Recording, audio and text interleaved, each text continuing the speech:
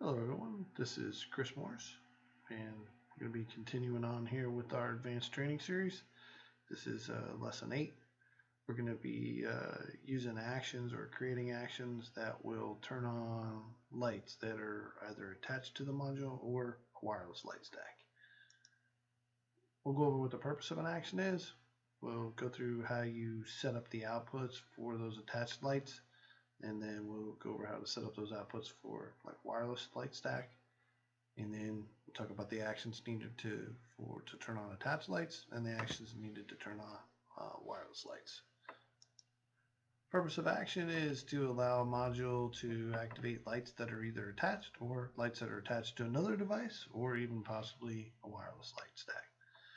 Before you begin here, you'll have to wire up your light stack to the I/O module or call station, depending on what one you're using.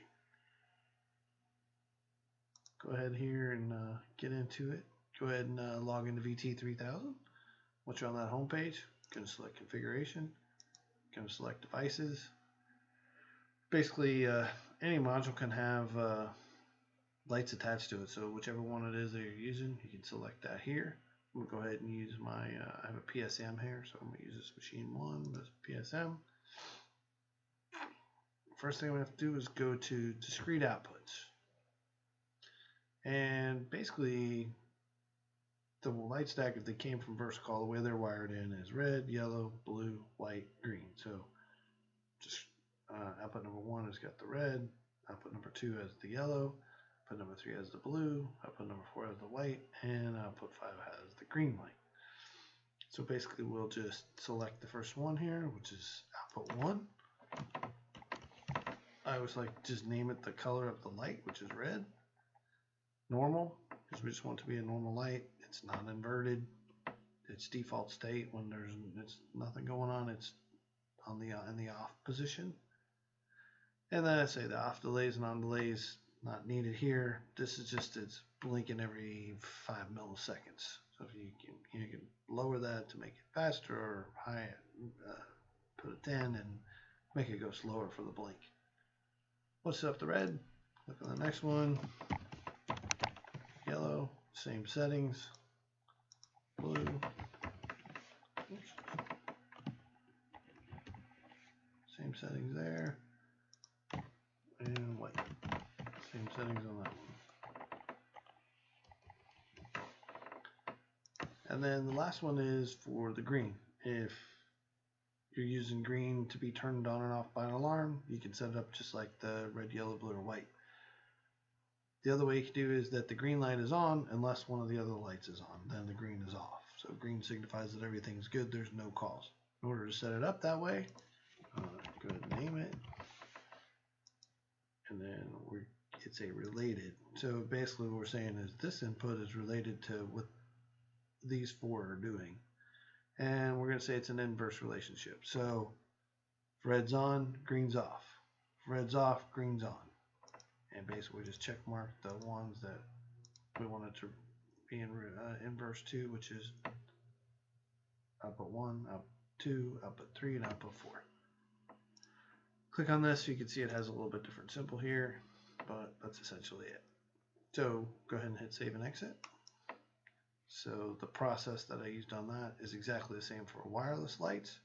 Wireless lights are basically I/O modules with light stacks attached to them. So if you're going to set up a wireless lights module, basically a brand new one, click on the I/O module. I have this one set up here, so you can kind of see what it looks like. You can see it's an I/O module. I gave it a name, and then I set up the outputs basically exactly the same: red, yellow, blue, white. I got green set up as a related and an inverse relationship. Okay, so now we're getting into actions. So we're going to go ahead and edit this one. Go to your monitoring points, and what we'll do here is we'll take an alarm, and this is a dual state alarm. We'll set it to a tri-state alarm. Okay, so I got a supervisor that's a tri-state alarm. Here is you have actions. So what we're saying is we want to turn on that light. So we're going to go to actions. We're going to hit to add a new action, and then we're going to set it up. So the state. So when we set the alarm, we want to modify discrete output. So that means modify an output that's on this module that's connected to this touchpad or this PSM. And the action is we want to blink the red light. So then we want to set up for the acknowledge. So click here to add a new action. We select our state, which is acknowledge. Modify a discrete output. Say we want to turn it on so it goes solid, and we want to use the red light. As you can see, you can select any of the lights that we set up in there. I'm going to do the last one. So when we clear, we're going to modify an output. We're going to turn it off, and it's the red light. So what you have over here is you have on set, we're going to blink the red light. On acknowledge, we're going to turn it on, which means it'll go solid. And then when we clear, we're going to go ahead and turn it off. So that's how you would set up actions for the lights that are attached to this module or to the I/O module of this PSM. I'm going to go ahead and use materials here, and I'm going to show you how to turn on lights on that wireless lights device that we created. So same principle, go to actions, click on add a new action, same state, go on set, except this time it's modify a discrete output on another device. So the action is blink, so we're going to blink. Then here it's asking you, okay, well, what device do you want to turn lights on? So as you see, we got our wireless lights number 1 here. And then which one do you want to do? Let's just say blue. So what we're saying is on set, I want to blink the blue light on that wireless light stack number 1. So we'll add another new action. So this is a dual state, so it just has set clear.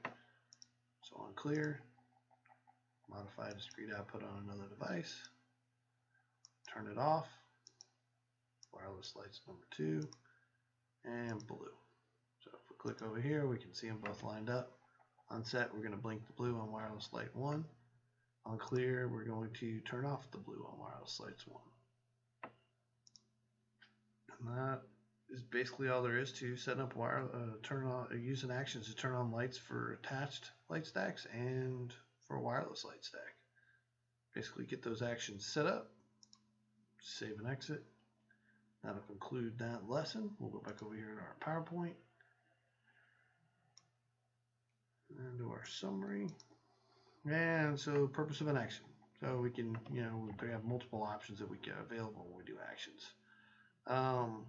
We can turn on the lights on this module or turn on the lights for different on a wireless module. We talked about how to create that discrete output for attached lights. We showed the same process for setting up a wireless light stack. Then we did the actions for attached lights, and we did the actions for wireless light. So practical app, set up some discrete outputs for attached lights, set up an I/O module that's for a wireless light stack, and create actions that turn those on, just so you kind of understand the process. If you don't have a wireless light stack to play with, you can still set up the actions so that you kind of understand how those work. Additional information, we have the overall VT3000 wiki page here. We have an overview on the discrete outputs. Here's an overview on actions. And then here's some how-to guides. So one on setting up a add-on light stack. So it's basically, I think it's all the steps that we just went over here. Wireless light module, same thing. All the steps we kind of went over here. And then this is how to install a light stack into an I/O module. It's like actual wiring diagram. Thank you for your time today, and hope you have a great day.